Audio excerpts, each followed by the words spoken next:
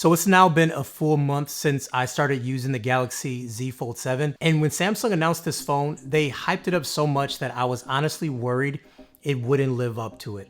In recent years, Samsung's flip and fold lineup has started to lose ground. At NWC earlier this year, I saw so many flip and fold phones with designs that looked so much better than what Samsung was rolling out to us every year. But Samsung answered back with the Z Fold 7. A true redesign that feels fantastic in the hands, with the specs to back it up. But is that enough?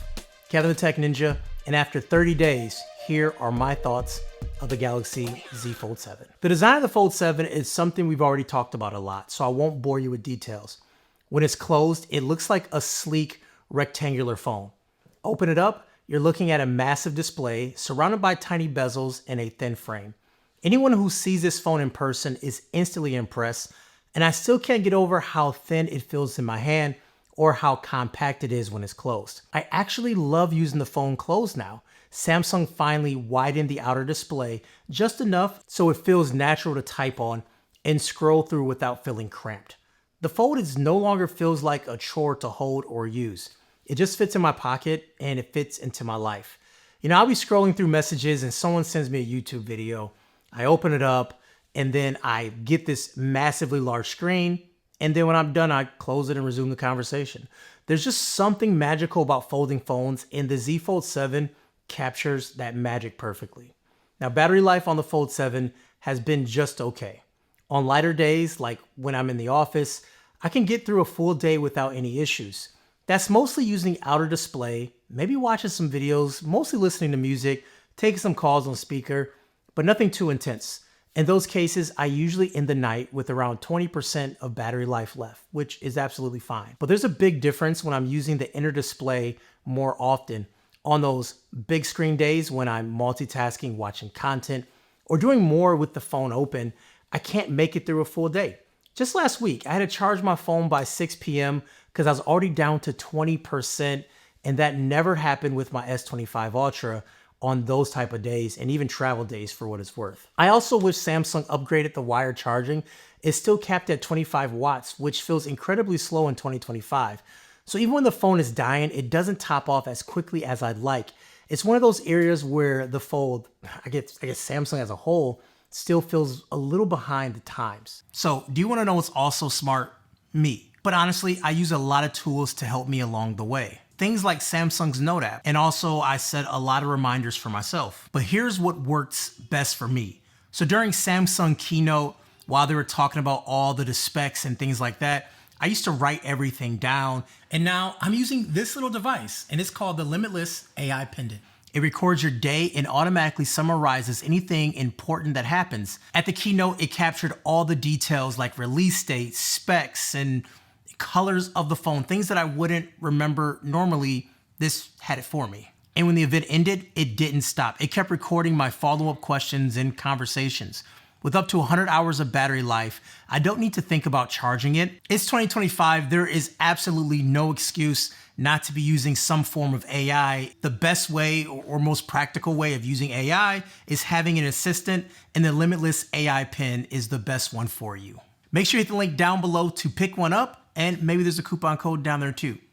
Now, let's get back to the Galaxy Z Fold 7. There's a couple more things I want to talk about before we wrap this thing up.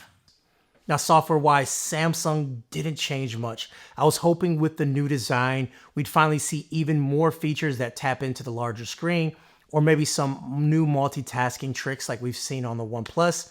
But honestly, it's still the same setup we've had on the past Folds.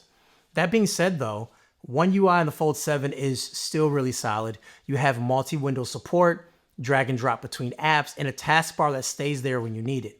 I find myself running 2 or 3 apps at once, and the phone doesn't even flinch. If you're that kind of person who checks email while watching YouTube and on Slack or Discord or whatever, this phone makes that workflow feel seamless. Now, one thing that did catch me off guard is that Samsung dropped the S Pen support this year. And for people who's never used the S Pen, it really doesn't matter. Like me, I don't think about it. But there are some people out there who actually use it for note-taking or drawing, and this is a step backwards for those people. By the way, guys, YouTube has told me that I have to ask you guys to hit subscribe to my videos, and I don't want to tell you guys, but hit subscribe if you're enjoying the video so far. Samsung says they removed it to make the phone thinner, which they did, but it's definitely a trade-off. Now, one thing that's still a bit hit or miss is third-party app support. Like apps like Instagram or TikTok just doesn't take full advantage of the foldable screen. You either get giant black bars or a stretched out phone layout that does not look great. I don't think it's fully Samsung's fault, but it's more on the app developers. And honestly, I don't care whose blame ball this ball is going to live at. For a person who is buying the phone, spending $2,000, your favorite apps should look good on it, and it just doesn't. But the good news is, in general, the software itself has been rock solid. I haven't ran into any crashes or weird bugs. It feels extremely polished and reliable. And I've even got a couple of updates in the first month. It's mostly security stuff, but everything has stayed fast and stable. And you know, the S25 Ultra that I've used a ton this year as well. Yeah, that same thing. It's just software is good. Samsung software is really great right now, and you can expect that on the Fold 7 too. When it comes to cameras, the Fold 7 finally feels like it caught up. For years, the Fold always had a good enough camera, and it wasn't designed to compete with the Galaxy line. It was like a different type of camera. It was never bad, but it was definitely steps behind Samsung's flagship phones. This year, Samsung gave us a proper flagship level sensor on the main camera, and it shows. Most photos I've taken came out sharp, detailed, colorful, basically what you expect from a high-end Samsung device. The main sensor is the real star here. It's the same one shared with the S25. It handles low light better, dynamic range is solid, and I'm getting photos that I actually want to post or share without touching them up at all. And even video has improved too. Stabilization better, and it doesn't fall apart in darker environments the way it used to. But with that being said, the other lenses still feel a bit underwhelming. You know, the ultra wide and the telephoto are fine, they get the job done, but they're not gonna blow you away. I use them from time to time, but the image quality just is not on the same level as the main cameras. And the digital zoom still isn't great. Anything past like 5x starts to get soft pretty quickly. So while the Fold 7 isn't a camera powerhouse like the Ultra series, for the first time, I'm not thinking about the camera as a compromise.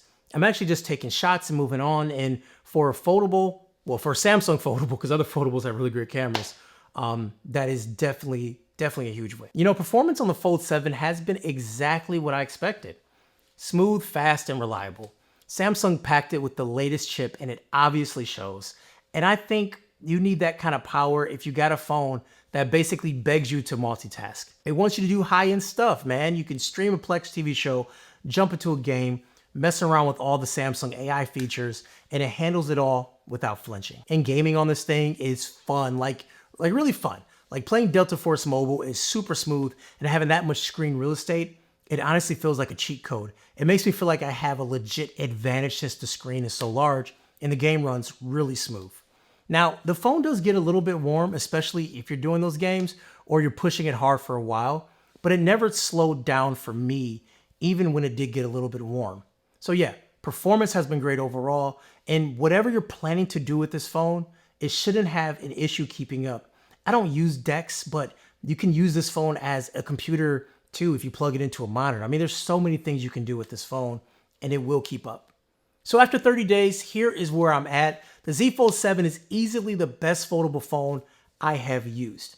From the hardware to the performance to how well it fits in my daily life, this phone just delivers. It's not perfect. I really wish battery was better, and the 25-watt charging is still way too slow. But none of this takes away to how good of this experience has been. When you open it up, you are definitely in a different experience when you're talking about phones. So let's talk about the price, because this is not the phone that most people are picking up on a whim.